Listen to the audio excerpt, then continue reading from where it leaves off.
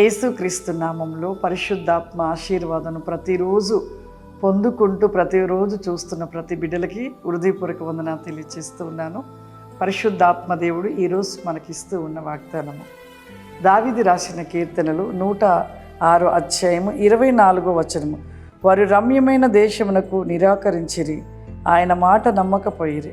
రమ్యమైన దేశం, ఎంత గొప్ప కానానికి దేవుడు వారిని చేర్చాలని ఎంతో వారిని ఆ స్థలంలో సమృద్ధి కలిగిన ఆ దేశంలో ఎంతగో వారు ఒక సంతోషంతో ఉంచాలని దేవుడు ఎంతగానో ఆశపడ్డాడు.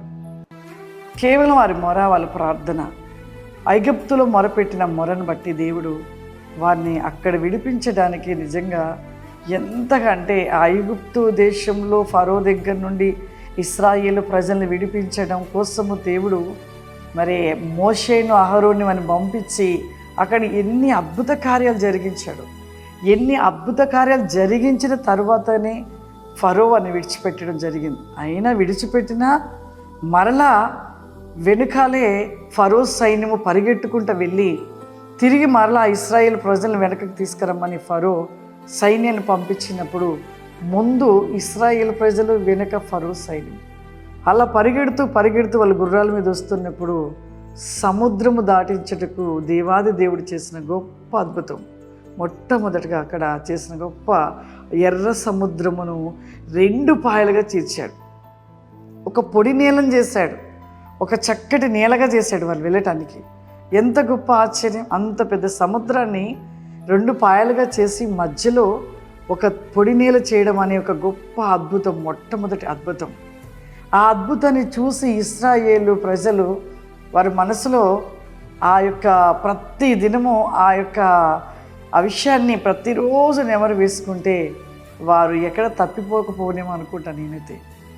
ఆ యొక్క ఎర్ర సముద్రం దాటిచ్చిన వెనకకు తిరిగి చూడగానే ఫరో సైన్యం అంతా కూడా ఆ సముద్రంలో పడి చనిపోయారు. అటువంటివి ఎన్నో కార్యాలు చేశాడు. ఆ అరణ్యంలో ఎన్నో అద్భుతాలు చేశాడు దేవుడు. వారికి ఎటువంటిది కొదువ చేయలేదు. కానానుకు చేరే వరకు కూడా ఏ కొదువ లేకుండా అన్ని సమృద్ధిలో ఇచ్చుకుంటూ తీసుకొస్తున్నా కూడా వారు దేవుణ్ణి మరచి దేవుడు చేసిన కార్యాలని జ్ఞాపకం చేసుకొనక వారు ఆ రమ్యమైన దేశానికి దేవుడు చేర్చాలనుకున్నప్పుడు వారంట వినలేక నమ్మలేకపోయారంట. అందుకే అక్కడ దాకా చేర్చబడలేకపోయారు. కేవలము కాలేబు, యెహోషువ మాత్రమే అక్కడ చేర్చబడ్డారు. ఇక అందరూ మధ్యలోనే వారి సనుగుడు, వారి గునుగుడు, వారి యొక్క విధానాన్ని బట్టి మధ్యలోనే చనిపోతూ వచ్చారు.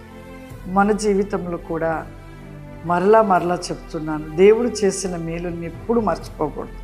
జ్ఞాపకం ఉంచుకోవాలి, గుర్తు చేసుకోవాలి. ఖచ్చితంగా మన పట్ల దేవుడు చేస్తాడని ఒక నమ్మకం, విశ్వాసం ఉండాలి. నమ్ముట నీ వల్ల అయితే సమస్తం సాధ్యం. నమ్మకపోవడం బట్టి మన జీవితంలో కార్యాలు జరగట్లేదు. కాబట్టి నమ్మడం నీ వంతైతే దేవుడంట సమస్తమైన కార్యాలు జరిగిస్తాడంట. కాబట్టి ప్రతి ఒక్కరము కూడా ప్రతి విషయంలో అవిశ్వాస పడవద్దు. దేవుడు ఖచ్చితంగా జరిగిస్తాడు అని నమ్మి ఎవరైతే ముందుకు సాగుతారో వారి విజయాన్ని పొందుకుంటారు, దీవించబడతారు. ప్రార్థన చేసుకుందాం. సర్వశక్తివంతుడా, దయగల తండ్రి, నీకు వందనాలు చెల్లిస్తున్న గొప్ప దేవ, పరిశుద్ధాత్మ తండ్రి, వెస్కనిస్ గోబ్లిక్ హావరి మై హెల్త్ అబ్లైకెనికా ఫ్లవరిమా, నీ కృపాశీర్వాదమును ప్రతి బిడలకు దయచేయండి నాయన.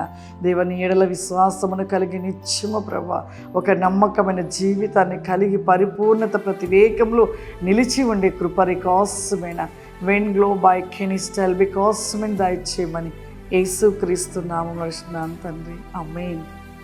God bless you. దేవుడు మిమ్మల్ని దీవించును గాక. ఆమేన్.